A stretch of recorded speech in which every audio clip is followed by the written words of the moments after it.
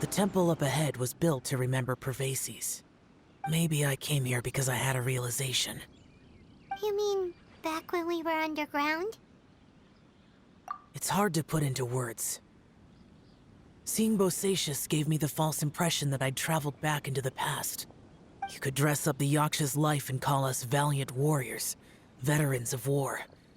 But the truth is, we are slaughterers and nothing more. For Bosacius, perhaps dying in the heat of a great battle was no tragedy. And perhaps the same is true for me. After living so long, to die in the act of saving others would not have been a terrible thing. So maybe these thoughts are my own form of insanity. Hey, don't say that. Oh yeah, Ushi wanted us to tell you. It's very important. Ushi said he has the power to exorcise demons, so people use him to fend them off. But after he met Ito, he's never left his side.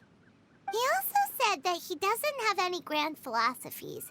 He just thinks we should spend our lives around the people who make us happiest. Maybe there aren't so many rules about how we should or shouldn't live our lives in this world after all. So he hopes, yep, like people with visions. They have more resistance against your power, right? And, well, anyway, there's loads of people out there who really care about you. Suddenly you sound a lot like Bosacius and the others. They used to talk about how they hoped to live a mortal's life once the world was at peace. I think I was the only one who didn't think that way. The Bosacius recorded in the Fantastic Compass had lost his sanity. He addressed the people around him as Alatus, Menogias, and others. These are the names of the 5 Yakshas. I am Alatus, and Menogias is General Capisis. The others are Bonanis, or General Chisapis, and Indarius, or General Musatus. I heard that people call the 5 of us Yakshas, the Guardian Adepti. Bosacius and Yelan's ancestors stayed underground to the end.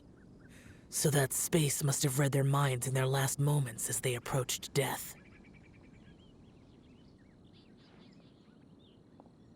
Yelan was right in everything she said.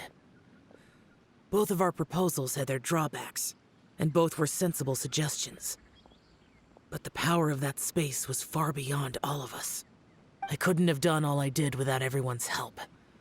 Even in the final moments, it took every bit of my power to break free from that place. Well, Paimon still thinks you were amazing. Yanfei and Yelan are correct. I always prepare for the worst-case scenario. This mindset is deeply rooted in me. Even so, it was the most optimistic solution I could think of. If Rex Lapis hadn't saved me in that moment, I don't think I would have been able to escape.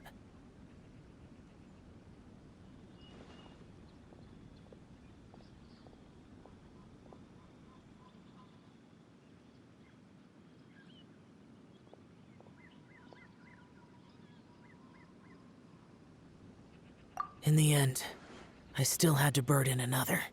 But that's how it should be, right? You've known Zhongli, Rex Lapis, for such a long time, and... Perhaps. In the moment that we escaped from that space, I could sense what was left of Bosacius's memory. If I had to say what I gained from this trip, I think that would be it. It's good that one more person will remember him.